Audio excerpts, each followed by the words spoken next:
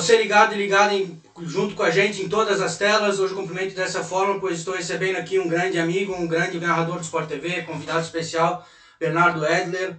Tudo bom, Bernardo? Como é que você está? Preparado para a entrevista? Como é que você tá, Eric? Tudo bem? Pô, preparado? Não sei se eu tô não, mas tô pronto. Isso Vamos aí, embora, vamos trocar uma ideia. tem nem roupa para esse evento também. Então, galera, o Vamos Bernardo, embora. ele é narrador do Sport TV, barra Grupo Globo, ele narrou já 64 modalidades, ele formou em jornalismo em 2011, certo? Pela PUC-Rio. Certo, certo. Pela PUC-Rio, e desde lá ele fez um estágio na TV Brasil, e desde lá está no Sport TV como narrador desde 2016 e acumulando outras funções desde 2011. Então vamos começar com aqui, Bernardo. Como é que essa paixão pelo esporte, pela comunicação virou profissão? Quando é que essa paixão, tipo, quando é que acendeu aquela luzinha assim que eu quero isso para minha vida, eu quero isso para mim? Cara, é uma história muito em etapas, assim. Eu acho que tem uma primeira fase da minha infância que eu jogava muito botão. Meu pai sempre me jogou muito botão comigo, e eu acho que isso está até acabando, né? Você pega os narradores de antigamente, a maioria vem com essa história meio parecida com a minha, e hoje em dia o botão meio que saiu para entrar o videogame, né? Mas na minha fase ainda era botão. E ele ouvia muito rádio, sempre ouviu muito rádio aqui no Rio. A gente tinha muito forte a cultura da Rádio Globo, como uma grande rádio do futebol, do esporte. Então, para onde ele ia, para cima e para baixo, era Rádio Globo na hora de dormir, durante o banho, ficava lá. Mesmo que não fosse nada de esporte, a gente tinha uma cultura muito de rádio também. Eu sou de Petrópolis, tá? Só para localizar. E Petrópolis é uma cidade em que as coisas chegavam depois. Então, nessa minha primeira infância, assim, 5, 6 anos e tal, o Premiere estava começando, era uma ideia que estava meio embrionária, eram os primeiros anos assim do Premiere, e em Petrópolis não tinha. Tinha muito pouca TV a cabo e o Premiere era um negócio muito eventual. Então, assim, a gente ouvia muito jogo pelo rádio e como tinha muito jogo à noite, eu lembro que às vezes minha mãe não deixava eu ficar vendo até tarde, mas ela me deixava ouvindo no quarto, pelo rádio, até eu dormir.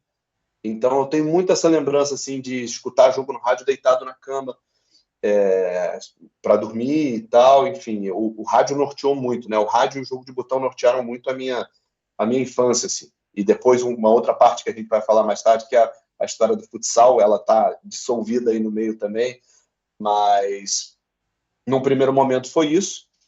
E conforme eu fui crescendo, eu desenvolvi uma certa aptidão, muito incentivada pela minha mãe, e isso passou para a escola também, né? De escrever, eu gostava muito de escrever. Eu fazia boas redações, tinha boas notas, sempre gostei de língua portuguesa. Então, eu lembro que lá pelos meus 13, 14 anos, minha mãe falou: pô, por que você não junta as duas coisas, né? Pô, você adora escrever, você escreve bem, suas redações são ótimas, e, pô, você ama esporte, você acompanha, você assiste, você entende e tal. Por que você não busca já que você não sabe ainda o que você quer, por que você não faz jornalismo para trabalhar com esporte? E, para mim, aquilo fez muito sentido, assim, as coisas se conectaram muito, e isso me trouxe de volta um pouco para o período do botão, porque eu sempre narrei meus jogos. Eu jogava, eu era os dois times, eu narrava, eu cantava o hino, eu fazia tudo. Eu era o negócio inteiro. E aquilo que era só uma brincadeira de moleque virou um objetivo profissional, assim, né? Então eu já entrei na faculdade meio que com isso em mente, nas primeiras aulas de rádio, de TV, eu sempre deixei isso muito claro, no estágio também na TV Brasil. E aí, depois, quando eu cheguei no Sport TV, eu fui trabalhando para fazer disso uma realidade. Mas isso sempre foi uma coisa que teve ali. Só me faltava um direcionamento. Então, você chegou à TV Globo em 2011, correto? Isso, isso. Foi meu 2000, último ano de faculdade. e se você puder explicar, você como outras funções ali de tradutor, até de produtor de programas, né? Daí se você puder explicar pra gente como é que foi o processo de seleção do talentos da narração, que era para Rio 2016, né? Que, como alguns de vocês devem saber da audiência, o Sport TV fez uma coisa histórica, 16 canais na Rio 2016, não poderia ser diferente aqui em casa, né? E como é que foi esse processo de seleção e como é que foi as primeiras transmissões? Eu sei que você narrou no Sport TV 15 tênis de mesa, tiro esportivo e golfe, né? Puder explicar pra Perfeito. gente esse processo todo e até Rio, do processo de seleção até Rio 2016? Então, cara, eu cheguei no Sport TV em 2011 como estagiário, né? E como estagiário eu passei por várias áreas do canal, assim, e hoje eu considero isso uma virtude muito grande, assim, o fato de eu saber como as coisas funcionam, como uma transmissão funciona fora da cabine de transmissão, eu sei como funciona a cabeça de um coordenador de transmissão, do produtor, eu conheço os recursos que estão ali no switcher, então, quando alguma coisa não está dando certo, eu já tenho os cliques ali do que está acontecendo, para onde vai, o coordenador pode fazer, enfim, a minha cabeça já funciona muito como bastidor também, né? Mas, enfim, vamos lá, traçar a linha do tempo, né? 2011 eu entro como estagiário, passei pela área de eventos, que é a área que eu trabalho, a área de transmissões esportivas, passei por produção, pelo jornalismo, saía com os repórteres para a rua, enfim, eu fiz de tudo um pouco, cara, assim, eu passei por várias áreas. Me formei no final de 2011, e aí não tinha uma vaga imediata para mim. Eu trabalhei durante um mês e meio numa assessoria de imprensa que trabalhava com lojas de decoração, que não tem nada a ver, né? Um negócio totalmente fora do meu meio, assim, mas eu ficava lá escrevendo notas para tentar vender puff, poltrona, um negócio que não tinha nada a ver. E aí o meu ex-chefe, o cara que era meu chefe como estagiário, me ligou, sei lá, no final de fevereiro, início de março, não sei, falou, olha, tem uma vaga aqui, sei que, pô, é um salário baixo, é a função mais baixa, assim, na hierarquia da produção jornalística ali, mas, pô, vai ser legal para você voltar, para você estar aqui no meio, eu sei que você quer ser narrador, então, pô, é importante você estar aqui dentro, para você se desenvolver e tal, e eu aceitei. E foi a minha primeira função ali como assistente de produção. O que eu fazia ali? Eu fazia muita pesquisa de arquivo, então os programas tinham uma demanda muito grande, né, de imagens antigas, de gols, de arquivo dos jogadores e tal, e aquilo demanda um trabalho de pesquisa mesmo, de você procurar as sinopses dos programas para ver que matérias mostraram cada jogador, enfim. E antigamente o arquivo ele não era digital, ele era um arquivo físico, então você tinha que pedir as fitas para vir de um lugar para você pegar e juntar, fazer um copia e cola de várias imagens. E eu fiz muito isso. Eu operava o teleprompter, né, de alguns programas, então eu operei teleprompter no Redação, no Gol, no Sport TV News, em todos os programas da casa, em algum momento eu fiz no Tá Na Área. Quando a Bárbara Coelho foi fazer teste para apresentadora do Sport TV, fui eu que operei o teleprompter para ela. Isso é curioso, assim, né? Eu lembro dela e de outra candidata que estavam lá brigando pela vaga, no estudião, era um estúdio cheio de quadrado em volta, não sei se você vai lembrar, era Sim, um lembro, estúdio era lembro. com vários quadradões, assim, com projeções e tal, e eu operei o TP para ela ali, assim. E enquanto eu estava nessa função, na época o combate, quem fazia as transmissões do combate era a galera que trabalhava no Sport TV, só que não era um trabalho do Sport TV, era um trabalho terceirizado. Então a gente recebia um cachezinho a mais ali para fazer e tal, porque a empresa responsável era outra, não era a Globo, não era o Sport TV. E aí eu me interessei por fazer tradução simultânea, teve essa oportunidade, eu comecei a fazer ali em 2012, fiz janeiro, fevereiro, março, não sei o que, eu fui ficando. E aquilo meio que me ajudava, porque era um dinheiro a mais que entrava, enfim. Até 2013. Em 2013, criou-se uma equipe para fazer transmissão do combate dentro do Sport TV. Então, deixou de ser um serviço terceirizado, né? Virou um trabalho de dia a dia nosso, e eu formei essa primeira equipe do combate, como editor, como coordenador de transmissão. Eu deixei de fazer essas funções que eu fazia, que eram funções bem de burocracia mesmo, assim, não tinha nada de criativo, né, de rebuscado, era uma função bem rotina mesmo, de pesquisa de arquivo, TP, tinha que estar lá, rodar, voltar a pesquisar, não sei o quê. E passei a ser editor, escrevia matérias, né? Na época, as transmissões do UFC eram muito complexas. A gente fazia muitos VTs para transmissão, eram transmissões longas, de 6 horas, 7 horas, e a gente fazia VT, para cada luta tinha um VT, ou mais de um. O UFC mandava muito material para a gente, enfim. E aí eu comecei a fazer a tradução, mas como parte do meu trabalho, assim, não era mais um plus, né? E aí, isso 2013. Em 2014, o Sport TV lança o programa, né, o Talentos da Narração, visando 2016. Eu já estava no Sport TV, eu já fazia testes para narrador desde estagiário, mas aquilo nunca tinha dado para frente. Assim. Eu fazia pilotos, né, com Conrado, com Pedro Moreno, que na época queriam ser comentaristas e também não estava acontecendo para eles, enfim. A gente fez muito piloto junto, a gente se virou muito ali para mostrar, para fazer, para gravar, pegar... como é que eu posso explicar isso de uma maneira que todo mundo possa entender?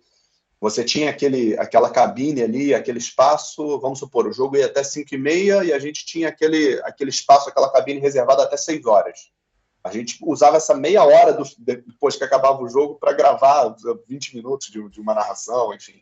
A gente ficava caçando vagas ali para fazer piloto, mas aquilo não estava acontecendo para mim, não tinha oportunidade, enfim. Eles não queriam contratar, não queriam me promover, enfim. E aí eu pedi para o meu chefe da época, na época eu já era do combate, né? Falei, cara, o Sport TV está lançando um programa para formar narradores, eu já estou aqui dentro, mas, pô, se de repente eu me inscrever, é um jeito, né? Já que aqui por dentro não está rolando e tal. E ele me autorizou, o chefe do chefe autorizou, e eu comecei ali, etapa de prova online, dinâmica de grupo, aquele bololô todo, assim, né? Um processo que durou meses, que se arrastou por meses. Começou com 11 mil candidatos e foi um funil. Quando a gente viu, nós éramos 11. E aí, esses 11 foram trabalhados para narrar em 2016. Teve mais gente lá do canal que tentou e não conseguiu, enfim, eu vivi o processo como se eu não fosse lá de dentro, né? Assim, não teve nenhuma diferença eu estar lá dentro ou não estar. A única diferença é que o meu chefe me liberava para fazer o processo em dias que eu deveria estar editando, né? Mas, de resto, não teve nenhuma interferência, não teve nada. Eu fui passando cada etapa. Eu sabia o que se esperava de um narrador, né? Por já estar dentro, por fazer parte de transmissão. Eu já tinha uma ideia, né, do que um narrador deve ou não deve fazer. E era engraçado, porque eu via, assim, nos processos seletivos, a galera, principalmente nas primeiras etapas, a galera vinha muito, tipo, com um espírito de torcedor, assim. As pessoas não sabiam fazer essa diferença, né? Então o cara mandava um vídeo de seleção ou chegava na dinâmica de grupo, o cara vinha, porque eu sou muito Fluminense, porque eu sou Mengão, não sei o quê. E, tipo, é o contrário disso, né? A ideia imparcialidade que tem que ter, eles não tinham. É você separar as coisas, enfim. E aí, cara, e desse grupo de 11 que chegou ao final, pô, todo mundo foi muito bem dali para frente. Estamos lá no canal, eu, Márcio Meneghini, Bruno Fonseca, Sérgio Arenilas, o Rainan, que é narrador na Bahia, está de volta para o Grupo Globo agora, mas ele fez o processo junto com a gente. Diego Dantas, no Rio Grande do Norte, é um cara que narra muito bem também, mas hoje ele também trabalha com comunicação, com políticos, comunicação empresarial e tal, tomou um outro rumo para a carreira dele, mas é um baita narrador. Fred Ring, todo mundo que foi dali foi muito bem. O Gil Arruda, que agora está na TV Cultura. Então foi um grupo muito bem sucedido, assim, cara. O próprio Prota, quase, eu sabia que estava faltando um nome aqui, é o Prota. Eu quis te interromper, mas eu pensei que era ele mesmo. Não, ele fez o processo junto com a gente. A diferença dele e do Bruno Fonseca é que eles já eram narradores do esporte interativo. E alguns ali narravam em rádio, né? Então, o Marcelo Debona, que hoje é um baita narrador de rádio no Rio Grande do Sul, ele fez o processo com a gente, foi até quase o final, só que antes do Sport TV confirmar a contratação dele, ele recebeu uma proposta muito boa lá na rádio. Então ele preferiu a segurança de aceitar a proposta e continuou lá no grupo RBS, enfim. Mas a gente viveu um processo longo e esse grupo de 11 foi treinado, monitorado, a gente fazia piloto, a gente fazia simulação, estudava, tinha palestra, muita coisa. Foi uma preparação muito completa, assim. E aí, chegamos a 2016, Olimpíada, e aí começa essa história toda. Então, Bernardo, já que você tocou no assunto, assim, eu sei que você não revela, não quero saber, porque eu entendo totalmente, é jornalista que não revela o time que torce, mas se puder explicar pra gente, assim, como é que posso dizer, se tu considera o certo não revelar mesmo, porque qual a diferença que faz exatamente se a pessoa revela o time que torce, sendo profissional da área da comunicação, que trabalha com esporte, e quando não é. Porque, por exemplo, eu sei que o Mauro Betting, por exemplo, eu como palmeirense, eu sou revelo meu time, eu sei que ele sofre muito. Eu já comprei muita briga com gente que não entende que ele é pago para ser profissional, para ser jornalista, e não para Sim. ser palmeirense. Então, gostaria que você explanasse um pouquinho sobre isso ali. Cara, eu acho que no mundo ideal todo mundo poderia falar, e isso não seria um problema, né? Mas isso vai muito de função para função. Eu acho que o narrador e o comentarista, eles estão envolvidos com a emoção do jogo. Não é um programa pós ou é um Globo Esporte, enfim. Você está envolvido naquela ação ali, no que está acontecendo no momento. E se você fala o seu time, as pessoas em casa já partem do princípio que você tá tentando puxar a sardinha para um lado ou para o outro, porque você torce para o time tal. Mesmo que não seja o seu time envolvido, se você está narrando o jogo de um rival, por exemplo, as pessoas vão procurar problema onde não tem. E eu já vivi isso mesmo sem revelar. Assim, já teve dia de eu narrar jogos não são nem de times do Rio. Meu time é do Rio de Janeiro, é um dos 4 grandes. Eu sou do Rio, não faz sentido nenhum eu torcer para outro clube. Mas, por exemplo, eu estava narrando, sei lá, Série B, Figueirense e Sampaio. E aí os caras, não, porque você odeia o Figueirense. Não, porque você tá muito... Tira a camisa do Sampaio. Aí no tweet embaixo tem um cara reclamando que eu tô muito figueirense. Então é muito louco, assim. E eu respeito muito o espírito torcedor das pessoas. Eu não tenho a pretensão de querer transformar todo mundo em super consciente, em super racional. O torcedor tá aí para se emocionar mesmo. E eu não vejo. Eu queria muito poder revelar e poder ter isso muito aberto. O meu sonho é esse. Só que, cara, não tem vantagem nenhuma. Não tem vantagem. Porque vai ter uma galera que vai procurar pelo em ovo e vai ter gente que torce para o mesmo time que eu que vai achar que eu deveria fazer mais ou que eu estou tentando compensar. Você está entendendo? O caso do Ninguém vai Mauro ficar Betting que feliz eu no final citei, das por contas. exemplo. É, não tem isso, não tem isso, assim, tipo, ele torce pro time tal, então ele não tá gritando gol tanto para compensar, não, cara, isso é uma maior bobagem que tem. Muito bem explanado. Bernardo, na Rio E 2016 vou, e você... vou te contar e vou te dar um exemplo muito claro. Eu nunca narrei um jogo do meu time, no profissional, mas eu já narrei vários jogos de todos os times do Rio de Janeiro na base. E uma vez eu narrei um clássico, não vou dizer quando, nem, né? Eu não quero dar essa de. E eu já narrei jogos de todos eles, então é muito confortável falar, porque pode ter sido qualquer um deles. Eu já narrei meu time tomando uma surra num clássico. E assim, claramente a coisa só ia aumentar, sabe? Tomou um, tomou dois, tomou três. E eu prefiro, olha isso aqui. Isso é muito. Muita gente não entende isso. Eu prefiro que o meu time tome de 8 do que perca de 2-1. Porque, assim, eu tô ali para ser profissional, eu tô Sim. ali para contar a história do jogo, e você contar a história de um 8-0 é muito mais legal do que você contar a história do 2-1. Pô, os caras, o time perde 8-0, pô, aquilo vira Globo Esporte, vira notícia, aquilo bomba no Twitter, os gols começam a circular, pô, faz 5-6-0. Sempre tem um golaço ali no meio que a galera reposta, a tua narração ela viraliza, o teu trabalho é mais visto. Então, se eu não estou ali para torcer, se eu estou ali para contar a história do jogo, eu prefiro ter uma boa história para contar. E na boa, não faz diferença nenhuma para o meu dia. Assim, então, eu prefiro ter uma boa história para contar, uma goleada, ou pô, se for um 5-4, se for um 9-7, se tiver um gol do meio campo, é muito mais legal do que um 2-1 padrão, entendeu? Inclusive isso que tu falou de quando tu tá envolvido num jogo, torcedor de equipe A falar que tu torce pro adversário da equipe B falar o mesmo. Inclusive um dia chegou um tweet meu pro Everaldo Marques, que era, acho que era São Paulo e Internacional. E eu postei no Twitter, né, que tinha Colorado dizendo que tava torcendo pro São Paulo e São Paulo dizendo que tava torcendo pro Inter. Daí eu quis dizer que isso era sinal de que o trabalho foi bem feito dele, né? E chegou Sim, até ele, sim. é um grande orgulho que eu tenho de um tweet meu ter chegado até ele ter me respondido, ter dado atenção pra mim lá na DM, né? E é um exemplo claro também disso que tu falou. Não, e é assim, cara, assim, como eu te falei, eu não tenho a pretensão que todo mundo tenha essa noção e e consiga separar as coisas. Ninguém é obrigado a saber separar as coisas, mas eu tenho que saber fazer o meu trabalho, né? Exatamente. É o que você falou, eu sou pago para ser profissional. Se eu tivesse uma proposta irrecusável de uma TV de clube que não é do meu time, por que não? Né? Eu vi até, por exemplo, aqui no Rio, tem muita discussão, depois que o Bruno Cantarelli abriu o jogo sobre ele ser botafoguense, viveu essa fase toda do Botafogo no último ano, ele fala muito isso, eu concordo muito com ele, assim. Se você pegar o seu time, você é palmeirense, né? Então, pô, imagino que você tenha grande apreço por vários jogadores ali.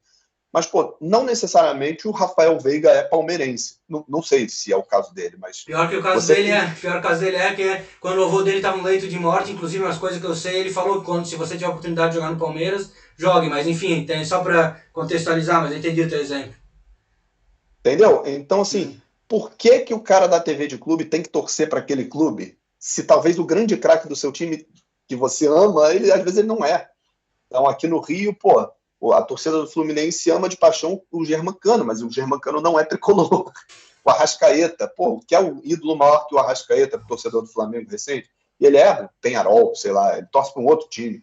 Mas, assim, ele te dá alegria e ele faz o trabalho dele com perfeição. O cara é um baita profissional, vestiu a camisa do clube, soube fazer o que dele se espera e aí, né, juntando com os títulos, com as boas atuações, o cara que é bom, ele é bom fazendo qualquer coisa, em qualquer lugar, né? O Arrascaeta vai ser craque, vai ser de onde ele passar. O Veiga, se ele viesse jogar em outro time, se ele for para o Internacional, para o Cruzeiro, e jogar a bola que ele joga no Palmeiras, o torcedor vai amar ele, não interessa o time que ele torce de infância, interessa o que ele faz no campo. Então, e é claro, né? Se juntar uma coisa com a outra, melhor ainda, né? Pô, o Veiga é ídolo e palmeirense, aí ele ganha um degrauzinho a mais. Mas você não vai deixar de admirar o cara porque ele torce para outro time. Jamais. E, Bernardo, gostaria de saber, já que a gente tocou muito no assunto das transmissões também, né? Como é que funciona o preparo para uma transmissão? A gente vai falar depois sobre as modalidades olímpicas também, e pode até falar sobre as duas agora. Como é que funciona desde a escala? Você me falou certa vez no direct ali, que a gente conversa às vezes, né? Que você recebe a escala da semana seguinte na sexta-feira anterior, né? Como é que funciona a preparação a partir dali? Tipo, estudo, contato com o comentarista... Como é que funciona essa parte da profissão? Então, o esquema de escala é esse mesmo, né? Toda sexta-feira eu recebo a escala da semana seguinte, que vai da segunda-feira até o outro domingo, né? A gente recebe a escala de segunda a domingo, só que ela chega na sexta-feira. Então eu fico sabendo ali com 3 dias de antecedência da semana que eu vou entrar. A preparação, cara, assim, eu não gosto, principalmente de esportes que eu já estou acostumado a narrar, no futebol, luta, eu não gosto de estudar muito antes, e acho que no caso do futebol ainda não faz sentido estudar futebol 3 dias antes, 4 dias antes, porque, pô, o noticiário do futebol, se você deixa um dia aí de espaço, mudou tudo, caiu o técnico, machucou um cara, o outro está suspenso, o STJD julgou, contrataram um novo lateral esquerdo, a base subiu um. Então, assim, o noticiário do futebol é muito intenso para você estudar 3 dias antes e parar. Eu prefiro estudar futebol na véspera ou até no dia. No dia é melhor ainda, porque o noticiário daquele time já passou a semana inteira, você tem um lastro de noticiário maior para acompanhar. Você já tem uma prévia de escalação, os times já estão... a imprensa já sabe melhor quem vai jogar, quem não vai, quem vai ser poupado. Mesmo que os técnicos escondam, já existe uma ideia, né? Assim, mesmo que tenha Escalação 2 ou base. 3 nomes na dúvida, você tem uma base. Você tem uma base mais fundamentada, assim. E a partir dali eu vou fazendo, cara. Então eu gosto de fazer isso mais em cima. Geralmente eu levo 1h30, 2 horas ali de preparo para ver. E aí eu tenho tido mais curiosidade recentemente de ir em scouts dos jogadores para ter o que falar sobre cada um. Se eu não tiver sobre todo mundo, eu tento o máximo possível em termos de se for um atacante, né, de gols e assistências na temporada, se for um volante, quanto de cartão amarelo ele andou recebendo, goleiros, né, uma média ali por alto de defesas feitas, gols sofridos. Eu sempre tento ter uma linha, pelo menos, de cada atleta. Ou se não for um scout relevante, né, de onde aquele cara veio, se ele foi recém-contratado, ele veio de onde, saiu bem, saiu mal, enfim, eu tento sempre ter alguma coisa para falar de cada um, mesmo que eu não use, tá? Porque a maior parte do estudo que a gente faz, a gente não usa, não dá tempo, o foco é o jogo, mas é bom ter alguma coisa para dizer, né? Então, é mais ou menos por aí que eu faço. Então, eu começo ali, eu monto meu campinho no tablet, né? Faço aquela escalação base. Ali perto de cada nome eu já vou anotando as informações. Em cima eu boto ali o nome das equipes, o retrospecto, arbitragem, quarteto de arbitragem, quem está no VAR. Tento ver se aquele árbitro, se for um árbitro que eu já não sei de cabeça, se é um árbitro que dá muito cartão amarelo, se dá pouco cartão amarelo, para eu, na apresentação, já falar, ó, na hora que entra o crédito ali, né? Anderson Daronco, do Rio Grande do Sul. Pô, eu sei que é um cara que não sai dando cartão amarelo à toa, é um cara que segura mais, que tenta levar o jogo mais na vantagem, ele observa muito, não dá muito cartão, outros árbitros já são diferentes. Então, eu tento apresentar sempre o que esperar daquele árbitro, né? E tem jogo que o cara subverte a lógica. O cara sai dando cartão igual um maluco. Você fala, ó, hoje é um dia típico. Mas eu tento sempre ter uma prévia do que apresentar para as pessoas. E também, Bernardo, sobre essa pulverização dos direitos de transmissão, né? Como tu vê essa questão, tipo, hoje a Globo perdeu alguns direitos, abriu mão de alguns também, né? Como é que tu vê essa questão de se reinventar por causa dos streamings que estão cada vez mais aí, né? Uma questão do YouTube, que é grátis também. Como se reinventar, tipo, para não perder a audiência. E também, a gente sabe também que a Globo agora comprou metade da Copa do Mundo, não mais ela inteira, de 2026, né? Como tu vê essa nova era nos direitos de transmissão, assim, sendo alguém da área? Cara, eu acho que para o cenário geral é muito bom, né? Você ter mais veículos trazendo, mais geração de oportunidade, mais gente talentosa aparecendo, porque você pode assistir o jogo por vários lugares e pô, você escolhe, às vezes tem uma equipe vamos supor, né, no canal Gold que você gosta muito e pô, eu vou ver no Gold, ou pô, na Cazé TV, tem gente boa em tudo que é lugar, cara. E se você distribui, né, se você tem uma distribuição legal, assim, se você tem opções, isso é bom para todo mundo. Agora, claro, né, se eu trabalho na empresa que dominou os direitos esportivos por muitos anos, e quando isso acontece, isso tem um impacto direto na escala, isso tem um impacto direto na tua rotina. Seria muita hipocrisia falar que só tem lado bom para quem trabalha na Globo, para quem trabalha no Premiere. Claro que isso tem um impacto, porque a sua escala começa a ter menos coisa, ou você começa a trabalhar com outras modalidades, porque alguns direitos mudaram de transmissão, enfim, mudaram de mão, né? Mudaram de dono. Então, claro que isso tem um impacto. Então, por exemplo, eu sou um cara que nos últimos anos narrou muito a Série B. Esse ano não tem Série B no Grupo Globo. Então, vamos ver que soluções a Globo vai adotar, vai achar para suprir esse espaço, né? Vamos ver que campeonatos vão entrar, que direitos serão adquiridos. Será que vai ter mais esporte olímpico? Será que vai ter outras competições de futebol? Será que vai aumentar o volume de competições que a gente já faz em número mais limitado? Aí cabe a cada empresa preencher essas brechas, né? Vamos ver.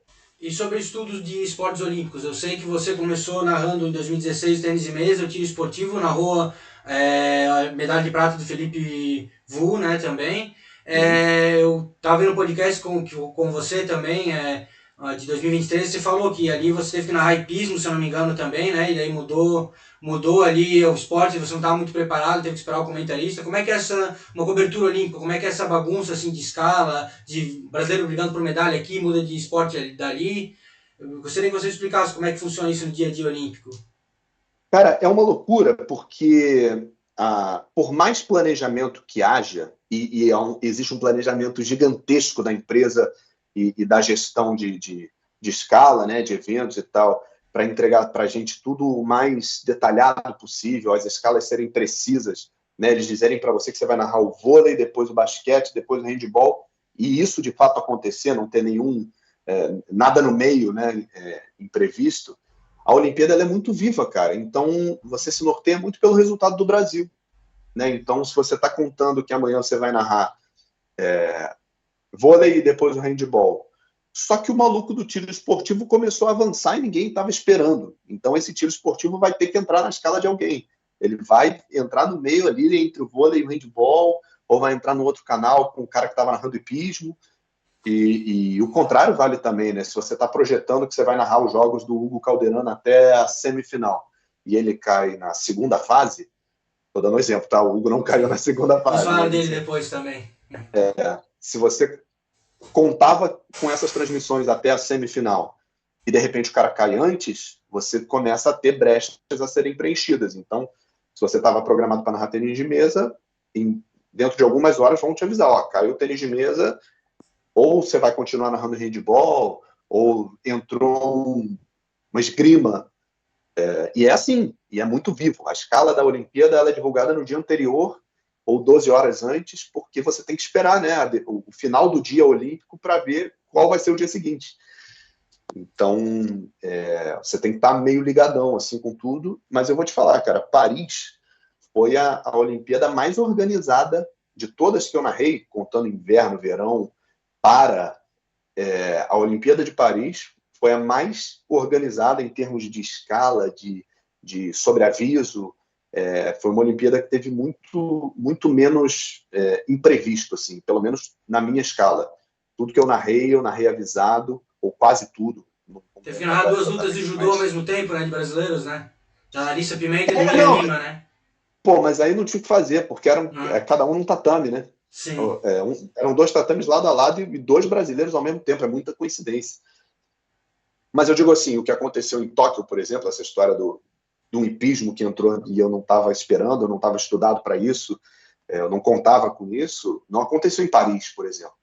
E ferrou, entrou aqui uma modalidade que eu nunca narrei na minha vida e agora eu tenho que dar conta dela, não aconteceu. E acho que a tendência é que a gente consiga, aos poucos, a galera vai pegando a mão, vai pegando o jeito e a gente vai se acertando. Nesse sentido, foi a melhor Olimpíada que eu já fiz. Inclusive tem outra história engraçada, assim, que você narrou o bronze do Michael de Andrade do Taekwondo na Rio 2016, ó, minutos depois do Neymar bateu o pênalti decisivo ali, né, contra a Alemanha no Maracanã, né? Como é que foi, assim, cara? Verdade. Que a gente sabe que o futebol olímpico masculino não tem tanta importância, assim, mas como era a única medalha que a gente não tinha, o único título que a gente não tinha, a única medalha de ouro, e foi aqui na nossa casa, tinha que ganhar, tava Neymar, Gabigol, Gabriel Jesus, o Everton, um monte de craques ali. O Brasil se programou para vencer essa Olimpíada em casa. Como é que foi a sensação assim, narrar tá em outra toada, assim, em outra modalidade, naquele mesmo momento que é uma conquista brasileira também? Eu lembro que a gente entrou no ar, a luta do Michael não era logo de cara, tinha umas lutas antes, assim. E eu lembro que quando a gente entrou no ar, estava na reta final da disputa de pênalti. Tava eu e a Natália Falavinha, né, que até então era a única medalhista do Brasil no Taekwondo. Ela tinha ganho em 2008 e a gente estava narrando a Olimpíada de 16, né? E a gente já estava ali pronto, na expectativa. Pô, eu animadíssimo, porque eu era um cara já habituado com esporte de combate. E, pô, tendo a chance de narrar a medalha do Brasil, então eu estava super animado, ela também. Mas eu lembro que eu botei não sei se era um tablet, um computador, sei lá, com a disputa de pênalti ali do lado para ir dando uma colada, assim. Difícil não olhar, né? Difícil não saber. Mas depois do último pênalti eu já falei, beleza, então agora eu vou focar no Taekwondo, porque o meu duplo foco, digamos assim, durou só até a bola bater na rede, porque aí o resto, eu falei, não dá mais, agora é foco no Taekwondo, vamos embora, vamos fazer um bom trabalho, o Michael é daqui a 15 minutos, sei lá, então eu tenho que estar no ritmo, eu tenho que estar numa pegada boa para narrar, porque vai ser importante para ele, para o Brasil e para mim. E assim, acho que assim foi feito. Muito bom. E você fez 3 Olimpíadas de verão, duas Paralimpíadas de verão, né? Isso, 2 de inverno e uma Paralimpíada de inverno, né? Foi isso, isso, né? perfeito. Qual você acha, assim, dentro da Olimpíada, pode até trazer para o futebol, também outros esportes, assim, a sua melhor narração, melhor em termos técnicos e é o que você mais se emocionou? E teve algum dia que você saiu assim pensando, putz, eu podia ter feito melhor, ou eu podia ter narrado de uma forma diferente também? Todo dia. Hum. Todo dia. É muito difícil você falar assim, aqui não mudaria nada. Hoje, por exemplo, você tem uma ideia assim, algumas narrações minhas em jogos do Hugo Calderano ficaram muito marcadas. Assim, o pessoal do tênis de mesa gosta muito e eu publico às vezes vídeo de bastidor e tal. Mas quando eu vejo a narração de Tóquio, por exemplo, quando ele vai às quartas de final e aquilo era uma marca inédita, Você é hoje eu diferente, já faço. cara. Você falou assim. É, é. Hoje eu já penso completamente diferente. Se esse jogo fosse hoje, eu narraria completamente diferente do que eu fiz. Não pelas palavras em si, mas pela entonação, pela intensidade. Eu acho que aquele jogo ele tem aquela narração e ela tem uma história muito particular, né? Eu contei isso inclusive no blog lá do Hugo Calderano. O time Calderano me convidou para contar a história e tal. Enfim, eu já escrevi muito sobre isso.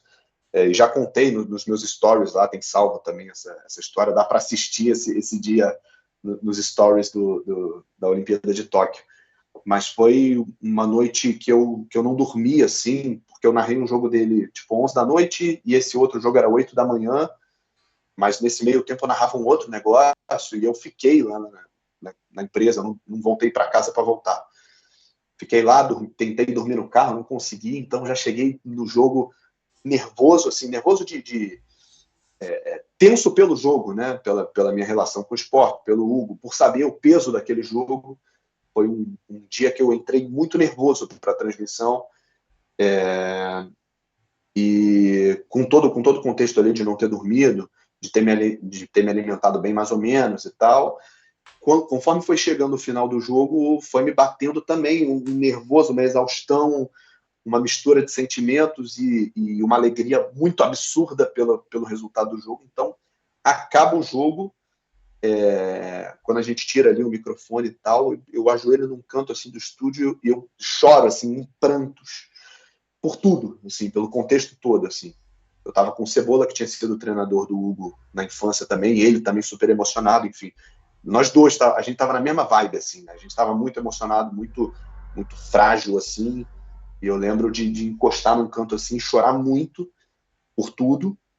E aí eu me recomponho, saio do estúdio, troco a roupa e tal. Quando eu chego no carro, ainda no estacionamento do Sport TV, que eu pego o celular para gravar um story e falar, gente, muito obrigado, foi muito maneiro.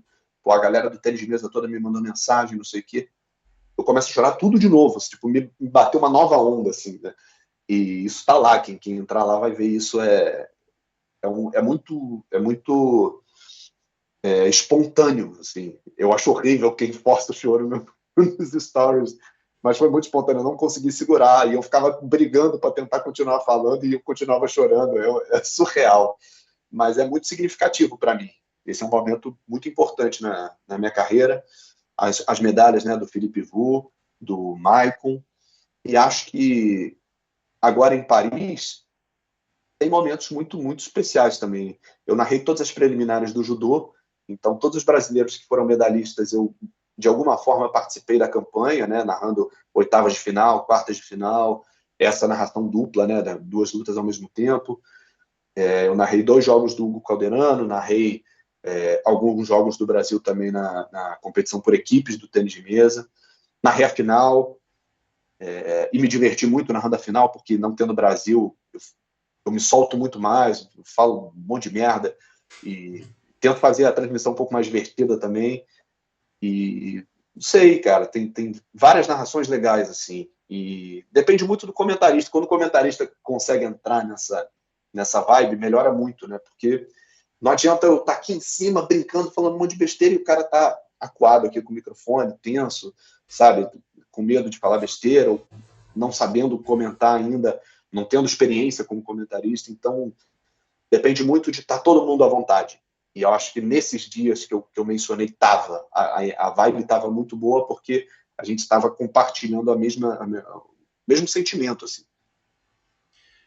Pergunta que muita gente faz também.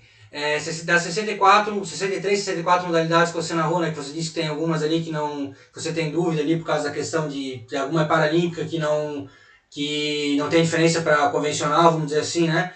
Qual é que Sim. mais se desafiou? Eu imagino que seja aquela parada dos aviões, né? Da Red Bull, né? Dos dois aviões que estavam É. caindo. Se puder explicar essa experiência aí, cara. Eu tava vendo no dia, achei muito fera isso aí. Cara, então, era um desafio da Red Bull e eles pegaram 2 pilotos profissionais, pilotos de caça profissionais. Cada um subiu pilotando um avião, cada um sozinho no seu avião. Eles eram primos, inclusive, eram caras com uma relação familiar. que o avô tinha ido para a guerra, eram os caras que já tinham uma história muito intensa com aviação e pilotagem de caça. E aí o desafio que eles treinaram por muito tempo para fazer, e chegou o dia, era que eles saltassem, cada um saltasse do seu caça, né, deixando os dois de bico para baixo, e eles iam saltar e cada um ia entrar no avião do outro. E o avião ia cair sozinho por alguns segundos e eles iam cruzar e cada um ia entrar no avião do outro, controlando paraquedas ali, enfim. E quando chegou isso na minha escala, eu falei, pronto, eu vou narrar um homicídio, eu vou narrar um suicídio assistindo ao vivo. Isso é uma loucura, isso é um negócio completamente maluco e tal. Mas quando eu comecei a estudar para isso, e tinha lá um site especial para isso, contando o processo, contando que os caras eram engenheiros muito, muito fodas, assim, de aeronáutica. Então, eles pensaram em que tipo de freio eles iam usar, que tipo assim, toda a parte mecânica foi pensada absurdamente à perfeição para que aquilo pudesse acontecer. Eles não deixaram o avião caindo e dane-se. Tinha um freio que segurava a velocidade da queda do avião, tinha um sistema que mantinha o avião assim mais paradinho e tal. Então era um negócio feito para dar certo mesmo. E o grande desafio dessa transmissão, por incrível que pareça, não foi narrar o ato, né, o desafio em si. O grande desafio é porque a gente tinha, por contrato, a obrigação de narrar uma pré-hora de mais de 1 hora de duração. E a gente falou assim, tá, e a gente vai fazer o que durante essa 1 hora, né? Porque uma coisa é, uma transmissão normal, você começa 10 minutos antes, 15 minutos antes, bate um papo, cria o clima, mostra ali alguma coisinha e o negócio começa. Ali não, a gente ficou quase 2 horas antes falando, repercutindo. A transmissão da Red Bull era uma transmissão muito completa, com muito material, muito VT, infográficos explicando o funcionamento de cada peça. Então, a gente conseguiu usar tudo aquilo, e eu tinha um saltador profissional muito experiente do meu lado também para ajudar na parte técnica, né? Para dizer, olha, isso aqui funciona, isso aqui não funciona, o paraquedas funciona do jeito tal, não sei o quê. Mas ele também estava visivelmente impressionado com aquela situação. E aí, quando começa o desafio, não é que começa o desafio e os caras pulam. Os aviões, para chegarem no ponto do salto, levaram quase 40 minutos, porque eles escolheram um local no céu daquele estado americano que é propício para o salto, e o espaço aéreo tinha que estar limpo, e eles tinham que chegar num lugar tal, porque o avião se o avião caísse, ele tinha que cair naquele lugar, não podia cair fora. Enfim, era um cálculo muito absurdo para aquilo tudo acontecer. Então, assim, foram, sei lá, quase 2 horas de pré, mais 40 minutos de avião subindo. E não tem nada acontecendo quando o avião está subindo. Então, o grande desafio foi segurar a transmissão até o salto. Depois, os caras saltando e você narra o que vai acontecer. Se der certo, você vai lá em cima. Se não der certo, você contemporiza. Foi o que aconteceu. Um cara conseguiu entrar no outro avião e o outro não. E aí o avião passou, se esborrachou no chão. A transmissão nem mostrou o avião, mas depois apareceu na internet, apareceram fotos na hora, né, do avião todo zoado no chão ali, com o bico torto e tal. E o cara desceu de paraquedas, normalzinho, todo mundo ficou bem, ninguém morreu, ninguém se acidentou, deu parcialmente certo. Eu já tô falando isso aí da questão de encher linguiça, vamos dizer assim, né? Eu já admiro quando tem que fazer isso na maratona, porque eu não consigo me imaginar, por exemplo, eu narrando uma maratona com tanta informação que tem que dar, tipo uma coisa que é meio repetitiva, assim, sabe? E eu sei que também em Tóquio tu narrou uma maratona meio que de surpresa, né? Por causa de uma questão ali que aconteceu com o companheiro. E eu admiro muito isso em vocês, essa questão de improviso, de usar a informação na hora certa. Essa história é muito legal, porque eles me avisaram, faltando, sei lá, 3 horas e pouco, 4 horas para entrar no ar. E quem me ligou, na verdade, não impôs, né? Falaram assim, olha, aconteceu isso aqui, a pessoa que ia narrar não vai mais poder e tal. Você topa, você não tem obrigação de topar. Você topa fazer, senão a gente pega alguém que já está aqui, estica a jornada de alguém e é isso aí. E eu topei. Só que não tinha tempo para estudar, porque eu lembro que eu já tinha narrado de manhã e eu estava almoçando em casa. Eu já tinha voltado do trabalho, estava almoçando tranquilo, terminei minha jornada olímpica e tal. E aí isso era, sei lá, 2 e pouca da tarde, 3, e eu tinha que estar no ar 6h45. Falei, cara, para eu estar no ar 6h45, eu tenho que sair de casa umas 5 horas no máximo. Então eu tenho um espaço de 2 horas aqui para procurar alguma coisa, ter que me arrumar, ter que tomar banho de novo. E aí, quando eu entro no Uber para ir para lá, eu lembrei que o Sérgio Xavier Filho é um cara que ama corrida, já escreveu livros sobre isso, enfim, é um cara muito ligado à corrida de rua, assim. Falei, Serginho, a situação é essa, fui escalar de última hora, consegui pegar informações sobre o trajeto dos atletas, mas, gente, olha só, eu vou ter que mudar de lugar, porque eu estou pelo celular e a bateria está acabando, e eu vou levar vocês aqui comigo. Mas Tranquilo. é só para botar no carregador e a gente não interromper a conversa. Peraí. Maratona que não foi em Tóquio, foi em Sapporo, se eu não me engano, né? Cara, eu não me lembro, eu não sei te dar essa informação. Quase certeza, por causa do calor em Tóquio, hein? Peraí. Vamos pegar uma cadeirinha pra gente sentar aqui de novo. Enfim, deixa eu voltar aqui para onde eu estava. Mudamos de ângulo, tá? Mudamos de ângulo. Estamos no quarto da minha filha. Eu lembro de mandar mensagem para o Sérgio Xavier e ele falou assim, eu posso te responder por áudio? Eu falei, Sérgio, você faz o que você quiser. O que você quiser me falar, você me fala.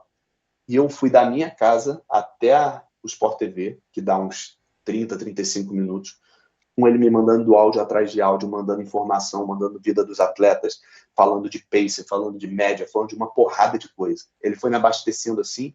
Eu lembro no meio dos áudios, ele falava assim, mas se tiver bom, me fala que eu paro, hein? Tô te enchendo de áudio. Eu falei, não, pelo amor de Deus, você vai me mandar tudo que você quiser e puder agora, porque eu tô indo e tudo que você mandar, a gente vai usar.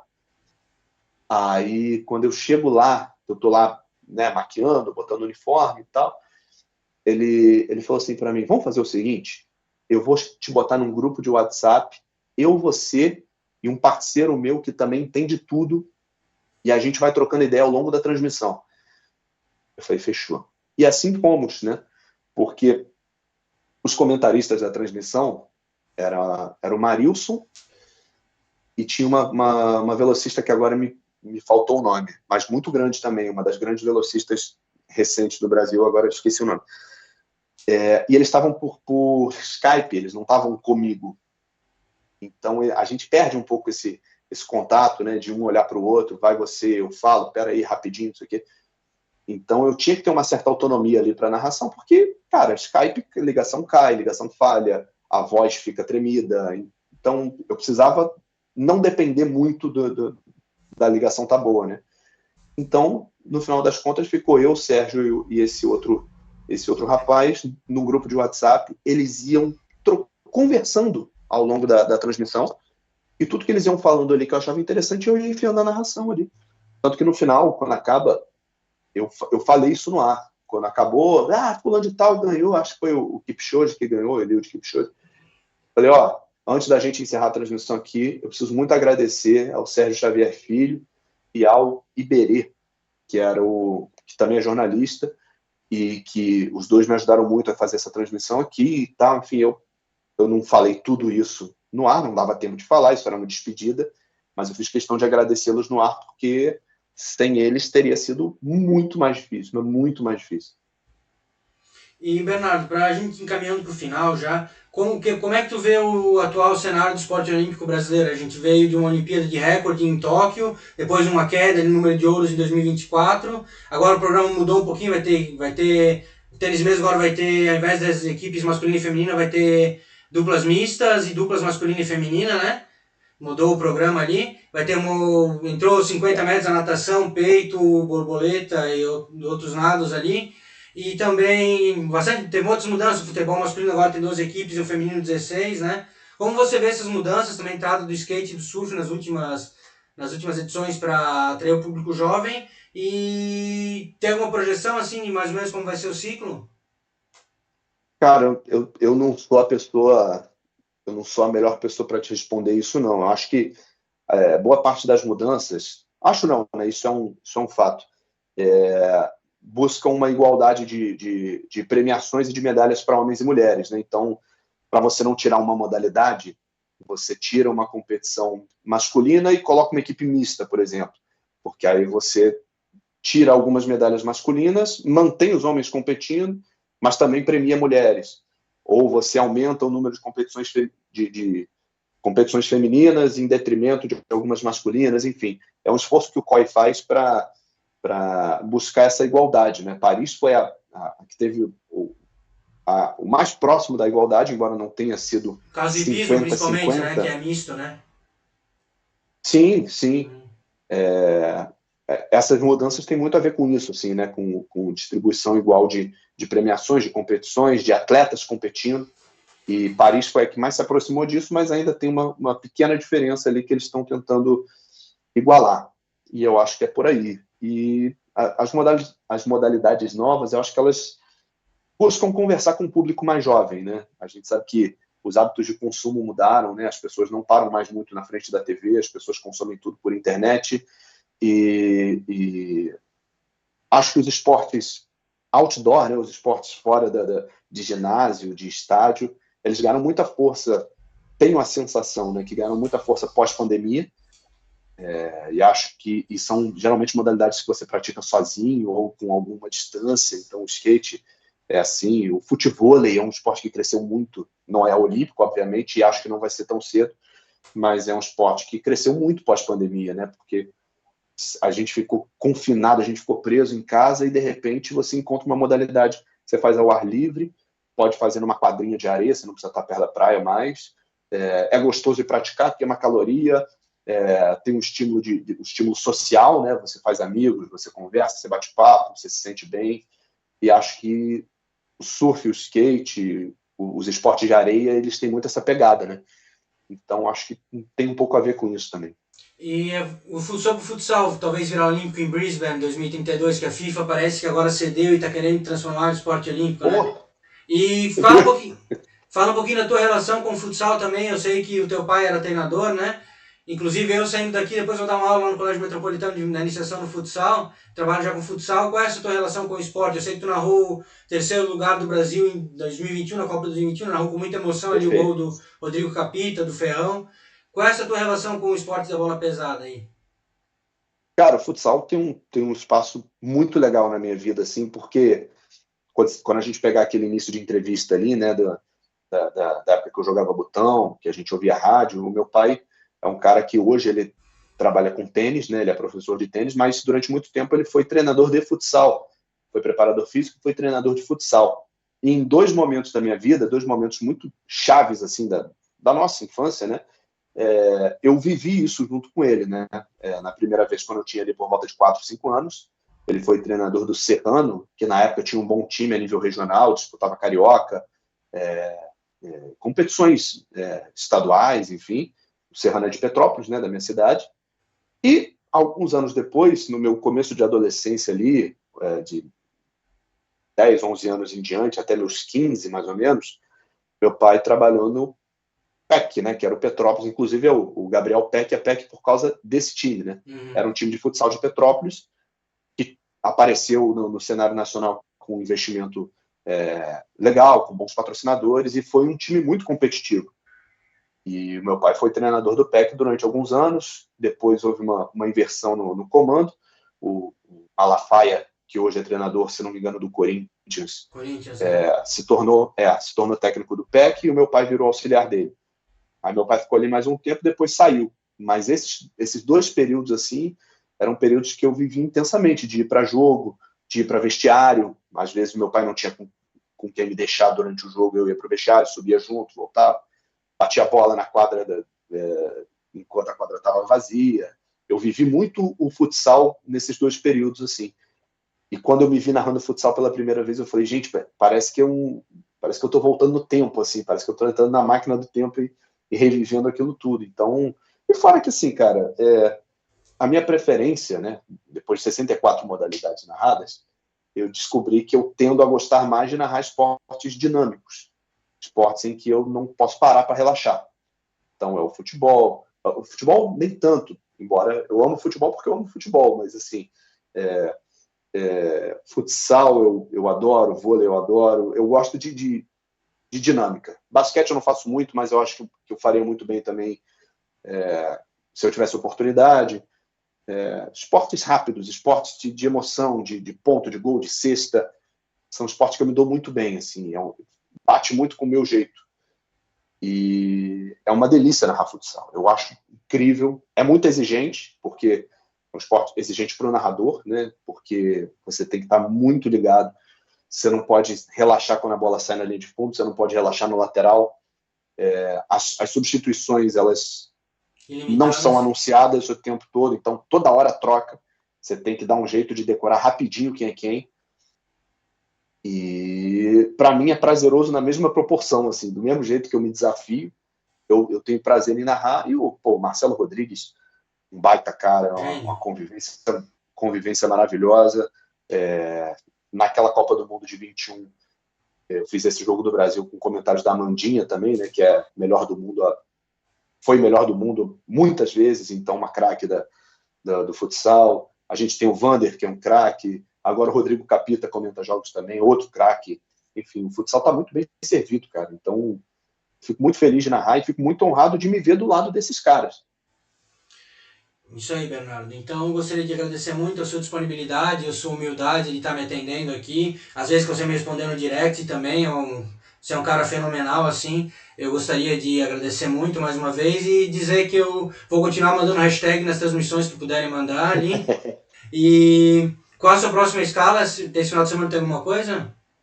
Cara, esse final de semana eu tô no combate. Olha só, a gente fala de tanta coisa do combate que é tão marcante, eu acabei falando até pouco. Eu tô num evento de kickboxing, se não me engano, no sábado, acho que é o WGP.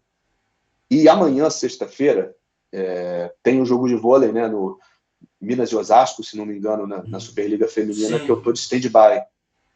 Então, a transmissão não vai ser minha, mas eu tô ali se acontecer alguma coisa, técnico, se né? o sinal cair. Porque o stand-by ele funciona para quando a equipe está no local, né? Então, se acontecer alguma coisa com o pessoal no local, eu tô ali. Se eventualmente no intervalo eles quiserem mostrar um gol, ponto de alguma coisa, eu tô ali à disposição. É um plantão mesmo, né? Mas estou amanhã lá quietinho lá no estúdio, amanhã torcendo para não dar nada de errado, para dar tudo certo, e no sábado estamos no combate. E semana que vem eu ainda não sei, porque hoje é quinta e a escala chega amanhã. Isso aí então, Bernardo. Muito obrigado mais uma vez e tamo junto Obrigado aí. a você.